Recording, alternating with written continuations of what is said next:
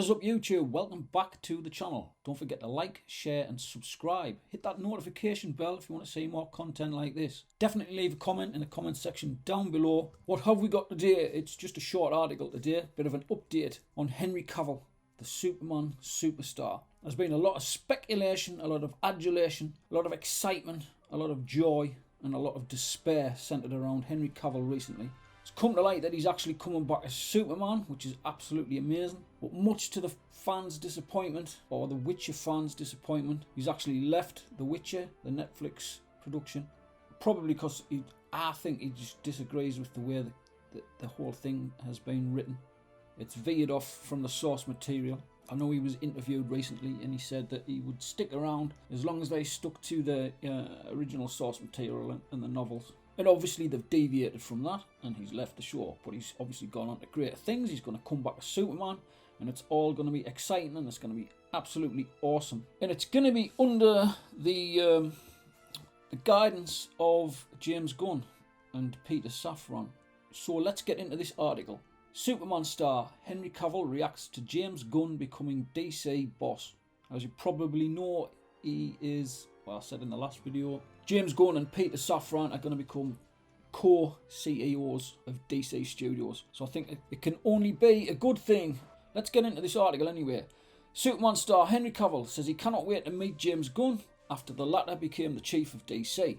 During an interview with IGN, the British actor reacted to the news of Gunn helming the DC Studios. And he said this: "I have not met James yet." He added, "I'm looking very forward to meeting him. He's clearly a very, very talented man and I cannot wait to sit down and have a long conversation with him. I'm very excited about him being there and very excited about any future opportunities that we can work together."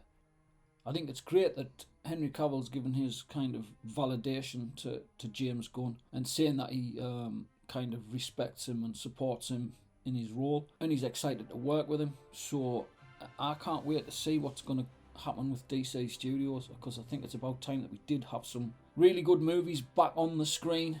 So the Suicide Squad director's position to DC top brass signals Cavill's return to the DCEU. It's actually not called the DCEU anymore. If you did your research, Mr. Article Writer, it's actually called the DCU. They've changed it to the DC Universe. It's not the Expanded Universe anymore. Don't know why, but that's what it is. In interviews following the release of Black Adam, the 39-year-old spoke of playing a joyful Superman. Well, I suppose as opposed to a miserable bastard. Yeah, Superman was always joyful when I was a kid. He always represented hope and justice and the American way, as he should have done. Christopher Reeve, that's what I grew up with. I even enjoyed the Brandon Routh. I kind of enjoyed his entry into the Superman world. The film wasn't great, but some of the set pieces were amazing. He rescued the plane and stuff like that. And they used the John Williams theme tune, which Snyder didn't do, and I think that was a massive mistake. The John Williams theme tune alone is a character in itself. It's so uplifting, it's unreal. Anyway, ever onward. So Cavill went on to say, "What really gets me about Superman is that he represents the best of the human soul, the greatest of the human soul. It's not just his powers, it's his heart. It's his heart that makes him so special. And even when he's going through stuff, he's still giving to others. He's still protecting others. He's the one who will always reach out and always give. And in that is so much wonder and power. And it's such, as I say, a joyful thing that it's not a mournful weight," Cavill says. What a very profound statement. But very true.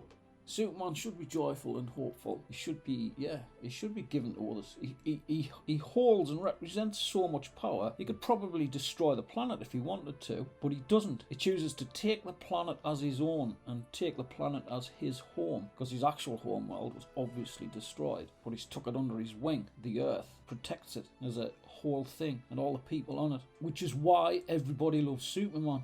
He goes on, "It is something that is a gift. To be giving is a gift because it makes people feel a certain way and it also makes them want to be giving in return to other people. There's just something so magnificent about that. And of course, then, that's a very broad stroke piece. But once you get into the nitty-gritty details of that, and once you start applying that storytelling to all the wonderful, exciting villains that he may come across, then you have a world adventure and a world where an audience leaves the cinema feeling fantastic." Can you hear that, Hollywood?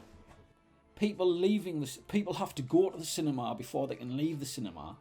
So if you stop making shite and start doing more things like Top Gun and Mission Impossible and The Northman and decent horror movies like Smile, Barbarian, stuff that doesn't get caught up in ideologies and identity politics, and tell a story and let people go into the cinema and get away from all the shit that they experience in their own lives and just zone out for a couple of hours and be given hope and joy and heroism, whether it be male or female. Do that and see what happens.